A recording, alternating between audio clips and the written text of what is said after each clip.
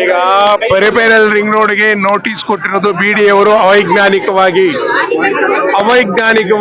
ಎಲ್ಲಿ 2405 ಮಾಡ್ತಕ್ಕಂಥದ್ದನ್ನ 20 ವರ್ಷಗಳಾದ ಮೇಲೆ ಇವರು ಈಗ 6-1 ಮಾಡಿ 30 ದಿವಸದೊಳಗಾಗಿ ನಮಗೆ ನೋಟಿಸ್ ಅನ್ನು ರಿಪ್ಲೈ ಕೊಡಿ ಅಂತ ಕೇಳಿದ್ದಾರೆ. ಇದು ಬಹಳಷ್ಟು ಜನಗಳಿಗೆ ತೊಂದರೆ ಆಗ್ತಾ ಇದೆ. ಈ ರೋಡ್ ಮಾಡೋದ್ರಿಂದ ರೋಡ್ಗೋಸ್ಕರ ಮತ್ತೆ ಟರ್ಮಿನಲ್ ಮಾಡ್ತೀವಿ ಅಂತ ಹೇಳಿದ್ದಾರೆ. ಇದರಿಂದ ಸಾವಿರಾರು ಸೈಟ್ಗಳು, ಸಾವಿರಾರು ಮನೆಗಳು, ಸಾವಿರಾರು ಜೀವನದ ರಕ್ತ ಬೀದಿಲಿ ಹರಿತಾ ಇದೆ. ದಯವಿಟ್ಟು ಬಿಡಿಎ ಅವರು ಇದನ್ನೆಲ್ಲ ಪರಿಗಣಿಸಿ ಮತ್ತೊಮ್ಮೆ ಪರಿಶೀಲಿಸಿ ಸರಿಯಾಗಿರ್ತಕ್ಕಂಥ ಪರಿಹಾರವನ್ನು ಕೊಡದೆ ನಮ್ಮ ಆಸ್ತಿಗೆ 20 ವರ್ಷಕ್ಕೆ ಮುಂಚೆ ನಿಮ್ಮ ಹೆಸರು ಬರ್ಕೊಂಡು ಇವತ್ತು ರಾತ್ರಿ ಮನೆ ಕಟ್ಟಿರೋ ಮನೆಗೆ ಬೆಳಗ್ಗೆ ಗುಂಡಿಸ್ತೀವಿ ಅಂತ ಯಾವ ರೀತಿ ನ್ಯಾಯ ಇದು? ಸರ್ಕಾರ ಧೋರಣೆ ಸರಿ ಇದೆಯಾ? ಸರ್ಕಾರ ಕೂಡ ಯೋಚನೆ ಮಾಡಬೇಕು. ಬಿಡಿಎ ಅವರಿಗೆ ಕೊಡುವಾಗ ಅವರ ಪವರ್ ಅನ್ನ ಎಷ್ಟಿದೆ ಅಂತ 1854 ಇರಿಸಿ ಇರ್ತಕ್ಕಂಥ ಕಾಯ್ದೆಯನ್ನ, ಸ್ವತಂತ್ರ ಪೂರ್ವದ ಕಾಯ್ದೆಯನ್ನ ಸ್ವತಂತ್ರ ನಂತರ ಕಾಯ್ದೆ ಕೊಡ್ತೀವಿ ಅಂತ ಹೇಳ್ತೀರಾ? ಎಷ್ಟು ಮಟ್ಟಿಗೆ ಸರಿ? ಬಿಡಿಎ ಅವರು ಮಾಡತಕ್ಕಂಥದ್ದು ಎಲ್ಲದೂ ಅವೈಜ್ಞಾನಿಕ. ಆದ್ರಿಂದ ಮುಂದೆ ನಾವು ಬಹಳಷ್ಟು ಚಳವಳಿಯನ್ನು ಮಾಡುವಂತ ಪ್ರಕ್ರಿಯೆ ಕೂಡ ಮಾಡ್ತೀವಿ. ಮುಂದೆ ಬಹಳಷ್ಟು ದೊಡ್ಡ ಮಟ್ಟದಲ್ಲಿ ನಾವು ಇದನ್ನ ಪ್ರತಿಭಟನೆ ಮಾಡ್ತೀವಿ. ಈಗಾಗಲೇ ಅವರು ನಿಮ್ಗೆ ರಿಪ್ಲೈ ಕೊಡಿ, ನಮಗೆ 30 ದಿವಸದಲ್ಲಿ ಅಂತ ಕೊಟ್ಟಿದ್ದಾರೆ, 30 days ಅಲ್ಲಿ ಕೊಡಿ ಅಂತ ಕೊಟ್ಟಿದ್ದಾರೆ. ಹಾಗಾಗಿ ಬಿಡಿಎ ಅಂಡರ್ ಬೇಕಾಗಿಲ್ಲ, ಸರ್ಕಾರ ಯಾರ ಅಂಡರ್ನ ಇರ್ಲಿ ಅದಕ್ಕೆ ಹೇಳಿದ್ದು. ಬಿಡಿಎ ಅವ್ರಿಗೆ ಹೇಳ್ತಾ ಇದೀವಿ ನಾವು. ಬಿಡಿಎ ಅವರು ಸಂಬಂಧಪಟ್ಟ ಇಲಾಖೆ, ಸಂಬಂಧಪಟ್ಟ ಸರ್ಕಾರ ಜೊತೆ ಅವ್ರು ಮಾತಾಡ್ಬೇಕು. ಬಿಡಿಎ ಅವರು ಯಾರು ಬೇರೆಯವ್ರು ಬಂದು ಮಾತಾಡಿದಾರ? ಸರ್ಕಾರ ಬಿಡಿಎ ಅವ್ರು ಕೊಟ್ಟಿದ್ದಾರೆ ನೋಟಿಸ್, ಅವ್ರು ರಿಪ್ಲೈ ಕೊಡ್ಬೇಕು. ನಾವು ಅವ್ರಿಗೆ ರಿಪ್ಲೈ ಕೇಳ್ತಾ ಇರೋದು. ಲಕ್ಷಾಂತರ ಜನ ಮನೆ ಕಟ್ಕೊಂಡಿದ್ದಾರೆ. ಬಡವರ ರಕ್ತವನ್ನ ಪ್ರತಿ ಇಟ್ಕೆಲೂ ಇದೆ. EMA ಬ್ಯಾಂಕ್ ಅಲ್ಲಿ ಲೋನ್ ಮಾಡೋದು ಪ್ರತಿಯೊಬ್ಬರು ನಿದ್ದೆ ಮಾಡಿಲ್ಲ 4 ದಿವಸದಿಂದ. ಇಂಥ ಅನ್ಯಾಯವನ್ನ, ಇಂಥ ಘೋರವಾದ ಅನ್ಯಾಯ ಬಿಡಿಎ ಅವ್ರು ಮಾಡ್ಕೊಡ್ದು. ಇದಕ್ಕೆ ನಮ್ಮ ಪ್ರತಿಭಟನೆ ಇದೆ. ಮುಂದಿನ ಅಘೋರವಾದಂತ ಪ್ರತಿಭಟನೆ ನಡೆಯುತ್ತೆ, ನಡೆಸ್ತೀವಿ.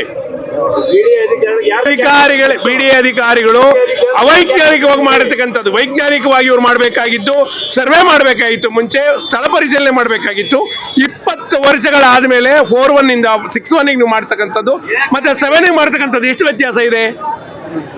30 days ಅಲ್ಲಿ. ಹಾಗಾಗಿ ದಯವಿಟ್ಟು ಯಾರೂ ಕೂಡ ಆತಂಕ ಪಡಬೇಕಾಗಿಲ್ಲ. ಇದನ್ನ ಮಾಡೋದಕ್ಕೆ ನಾವು ಬಿಡಲ್ಲ.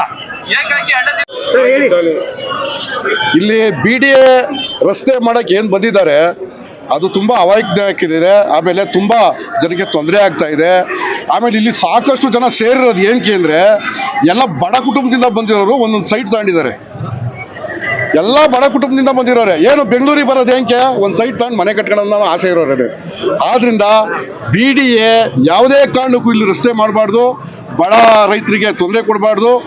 ಈ ಬಿಡಿಎ ಏನಾದರೂ ಈ ಬಡ ರೈತರಿಗೆ ತೊಂದರೆ ಕೊಟ್ರೆ ನಾವು ಉಗ್ರವಾದ ಹೋರಾಟ ಮಾಡ್ತೀವಿ, ಮತ್ತೆ ವಿಷ ತಾಣಕ್ಕೂ ರೆಡಿ ಇದೀವಿ ಅಂತ ಹೇಳ್ತಾ ನಾನು ಮಾತು ಮುಗಿಸ್ತಾ ಇದ್ದೀನಿ. ಸರ್, ಇವಾಗ ಅಕ್ವೈರ್ ಮಾಡ್ಕೊಂತೀನಿ ಜಮೀನು ಅಂತ ನೋಟಿಸ್ ಕೊಡ್ತಾ ಇದ್ದಾರೆ ಎಲ್ರಿಗೂ. ಇವರು 2005-6 ಅಲ್ಲಿ ಇವರು ನೋಟಿಸ್ ಮಾಡಿ ಇಷ್ಟು 20 ವರ್ಷ ಏನ್ ಮಾಡ್ತಿದ್ರು ಸರ್ ಇವರು? ಅಷ್ಟಿನಿಂದ ಏನಕ್ಕೆ ಇವರು ರಿಜಿಸ್ಟರ್ ಏನಕ್ಕೆ ಬಿಟ್ರು? ಮತ್ತೆ ಟ್ಯಾಕ್ಸ್ ಪೇಡ್ ಮಾಡಿಸ್ಕೊಂಡಿದ್ದಾರೆ, ಕರೆಂಟ್ ಮನೆ ಮಾಡೋರಿಗೆ ಕರೆಂಟ್ ಕೊಟ್ಟಿದ್ದಾರೆ. ಇವೆಲ್ಲ ಯಾಕೆ ಕೊಡ್ಬೇಕಿತ್ತು? ಈಗ ಎಷ್ಟು ಲಕ್ಷಾಂತರ ಜನ ಬೀದಿಗೆ ಬರ್ತಾರೆ ಗೊತ್ತಾ? ಎಲ್ಲ ಲೋನ್ ಮಾಡಿ ಮನೆ ಮಾಡಿದ್ದಾರೆ. ಈಗ ಅವ್ರ ಗತಿ ಏನಾಗ್ಬೇಕು? ಅವ್ರ ಫ್ಯಾಮಿಲಿ, ಅವ್ರ ಹೆಂಡತಿ ಮಕ್ಕಳು ಎಲ್ಲಿ ಬೀದಿಗೆ ಹೋಗ್ಬೇಕಾ? ಏನು ನಮ್ ಸರ್ಕಾರ ಏನಂತ ನಮ್ಗೆ ಅರ್ಥ ಆಗ್ತಿಲ್ಲ ಸರ್. ಏನ್ ಮಾಡ್ಬೇಕು ಅಂತ, ನಮ್ ರಾಜ್ಯ ಏನ್ ಮಾಡ್ಬೇಕು ಅಂತ ಮಾಡಿದ್ದಾರೆ ಅನ್ನೋದು ನಮಗ್ ಗೊತ್ತಾಗ್ತಿಲ್ಲ. ಈ ಪದ್ಧತಿ ಜಾರಿಗೆ ಬರಬಾರ್ದು ಸರ್. ಇದು ಪದ್ಧತಿ ಜಾರಿಗೆ ಬರಬಾರ್ದು. ಇದು ಜಾರಿ ಮಾಡಬಾರ್ದು.